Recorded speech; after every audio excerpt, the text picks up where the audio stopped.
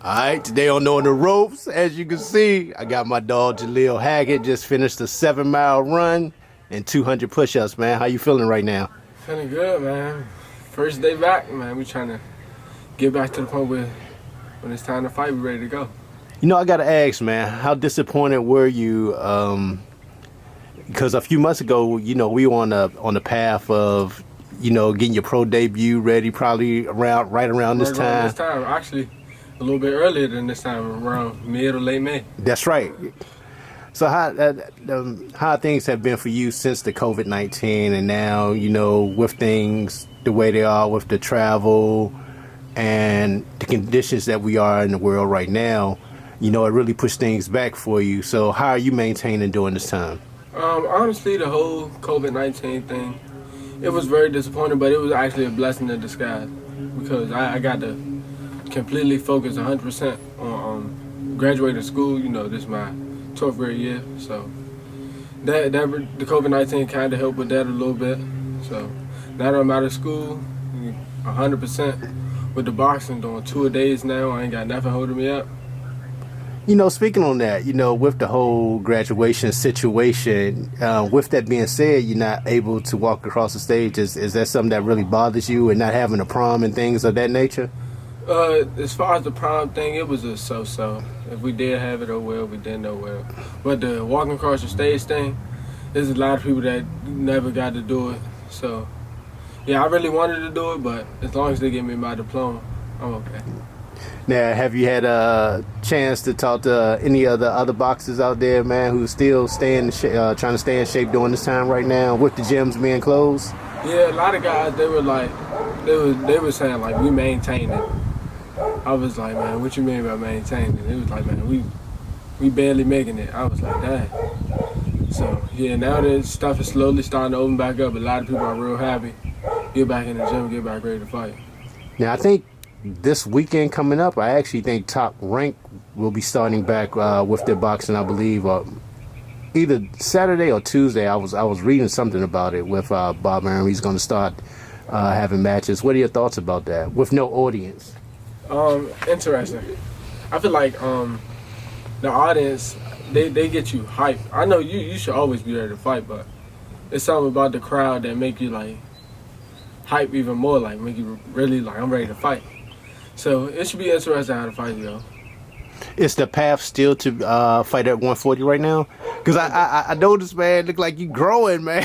Yeah, since when the COVID stuff started, I was 5'8", or 5'10" now. So yeah, the goal is to get to 140, but talk to Leonard and the whole team. They was like, for the debut, if you start at 47, we could do that. And by 2 or 3 fights, you should be down to 140.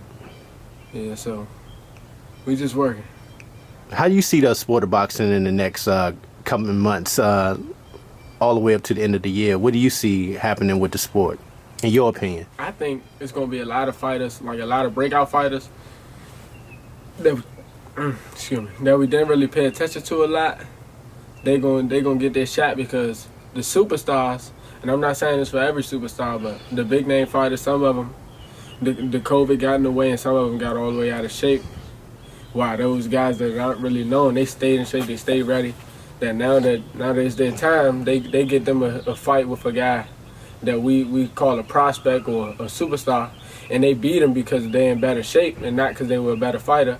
Then that fighter blows up. So this actually might be the time for the underdogs right now, for those that really didn't have that spotlight on them. That might now be their opportunities if they want to pick up those fights, you know, because like you said, a lot of them, maybe like the superstars of boxing, don't want to take that pay cut because of the situation where you don't have the gate tickets and the sales, and a lot of the promoters say, well, you're going to have to take a pay cut in order for us to keep it moving with the sport, in order to keep trying to generate money during this time. Yeah, you got to think these superstars that we talk about, the big name fighters, this is their job. The smaller fighters, some of them have jobs, so they was keeping a little bit of money in their pocket.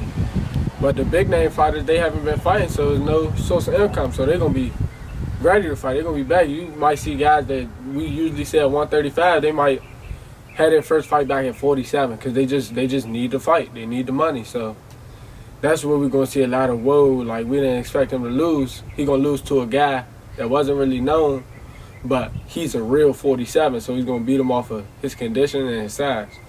In your opinion, do you think a lot of the young fighters who are probably having those goals and maybe going towards the Olympic route, seeing how this situation is, going to decide to just go ahead and go pro at this time and go ahead and make that money? It's a 50-50. 50-50. Because some guys that were going to fight in the Olympics, they're talking about turning pros. And other guys are saying they're going to wait. There's even people that saying they were going for the 2024 team. Some of them guys are saying, I'm going to still wait. And other guys are saying, I'm thinking about turning pro in 2021. So, yeah, I think this whole situation, we're going to see a lot of changes in boxing in the next couple of years. Now, you say you're doing 2-a-days now. Yes. Wow. So what are you doing in the afternoons? Afternoon, I do another run, like a short 3-mile run. Then after that, I do some shadow box, dance, hit the mitts, touch on the bag a little bit. Now, you said you had conversations with Leonard, right? Yes. Now, what has the conversations been with him about it? I guess he just letting you know currently what the situation of boxing is right now, and how close are you to signing with Mayweather Promotions? Because, at one point in time, it's going to be a big thing, but I guess now with social distancing, how does that all play out now with the signing? When this whole situation first happened, I was disappointed. I was still trying to go to the gym, because I was really close to my fight weight. And when I talked to him, I was like, yeah, so I'm going to stay around my fight weight, and as soon as this stuff is over, I'll be ready to fight. He's like, no, I do not need you in nobody's gym right now. I don't want you close to nobody but your family. You stay in the house, and if you got anything that got to do with school, you got to go to your school and get paperwork, that's it. Other than that, you stay in the house. So he was more so focused on my safety and me graduating during this time. That's interesting, because what are your thoughts when you see the fighters in the gym right now? It's interesting. Some of them are in gyms. Like you got certain guys, they got their own personal gym. It's just them and everybody. So that's cool. But all the fighters together, like especially if y'all not living in the same household, I think it's real dangerous, because you got some people that's symptomatic, some people are asymptomatic. Asymptomatic meaning like it won't show, but they have it. And you could give it to, like, for example, I could give it to you, and I wouldn't even know I had it. And you could give it to whoever, and you may be immune to it, but they aren't, and it could kill them. So, yeah, it's dangerous. It's like playing with fire. And so how do you see things moving forward as far as training-wise in gyms and the new procedures that they're talking about as far as sanitation? Because, with boxers, it's a lot of sweat, a lot of perspiration. So are there any concerns as far as that for you? When you're mixing it up in the sparring section? A little, but I think now that all this is happening, I think we want to start to see smaller groups of people in gyms. Instead of seeing like 20, 30 people, we probably see 10 at a time in different sessions. Ooh, felt like I had to sneeze. Yeah, we probably see like 10 at a time in different sessions. And yeah, they're just like, I guess they'll kind of space it out, keep people far apart, so to speak. People will be in the gyms with their mask on. So it'll be interesting. What would you say is the one thing you miss most about the gym? The atmosphere. Training by yourself get boring. I'm not even gonna lie. Just the little stuff I do in the backyard, doing it by yourself get real boring. So when everything open back up, I'll be glad to be around that atmosphere. In my gym, Athletic Republic, we got all types of athletes: football players, basketball players, boxers, soccer players, everything. So it's just the atmosphere that I miss. Are there new things that you're currently working on since you're not able to get into the gym that you really wanted to focus in on while you have this time right now? With my shadow box, I've been doing a lot of my shadow boxing southpaw. I usually switch southpaw when I spar, but I'm trying to master it a little bit more, so I do it when I shadow box. Yeah, I got to ask you about this, man. Would you like that opportunity to go out to Vegas and train with Floyd? I see he's training a lot of the young fighters, man, just giving them that knowledge. That's a learning experience that is one in a million. You can't, not everybody can say, man, I had Floyd, sit down with me and like work with me on certain things. So that's a one in a million experience. Has that conversation ever came up? Yeah, a few times with Leonard. It was thoughts about going out there, like the first week of June, but this whole Corona stuff happened. So when he said as soon as stuff opens up, he's gonna try and get me out there as soon as possible. The motivation for you is on you. You had a running partner today, man, out here, and it's hot out here, man. Yeah. Yeah, nah, we did 7 miles, and this is the first day working with me. And usually people, after, they get to the 3.5 mile point, 4 mile point, they tired, or, oh, hold on, I gotta use the bathroom, or my knee hurt. He ain't do none of that, man. He stuck it out the whole way. Now, I gotta ask you, man, have you and your friends been talking about what's going on in the country right now? Oh, yes, definitely. And while we doing this video, I would like to say rest in peace to, I lost a friend. Not to the corona, but he was shot at a block party. Willie Brown, he died last week, So yeah, rest in peace to him. Condolences to his family, his little brothers. He took care of them. He was basically like their father. So. All right, we back. Now I gotta ask you about this, man. I know you've seen that video with the officer on George Floyd's neck, man. What was your thoughts when you seen that video? Honestly, it was in my mind. I was thinking, come on, man. We got everything we need. And time again, it's a video. We can see what's going on. Why isn't this officer in jail? Why isn't he being charged with anything? So, and I think this one has an even bigger effect because, George Floyd is related to Steven Jackson, former NBA player. So as long as you got somebody of high standing, they keep speaking on it over and over again, it's gonna keep his name out there. It's gonna keep trending. To the point where they make something happen. Do you feel the young people are getting more and more frustrated when they see incidents like this occur? Yes, and you can see it nationwide. Well, not even nationwide, globally. You had people in completely different countries talking about it, like other European soccer players are tweeting about this thing. Like, come on, we can see what's going on. This isn't right at all. It don't matter. Black, white, anything. It don't matter. It's not right. Now, are you currently driving? Okay. Yet. Is that a fear for you to be in a situation like that if you get pulled over?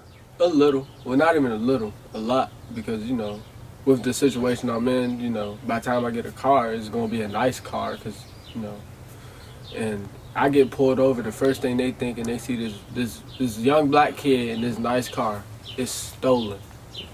It was a video I seen. The officer came to the dude's car. He already had his weapon drawn before he even said anything.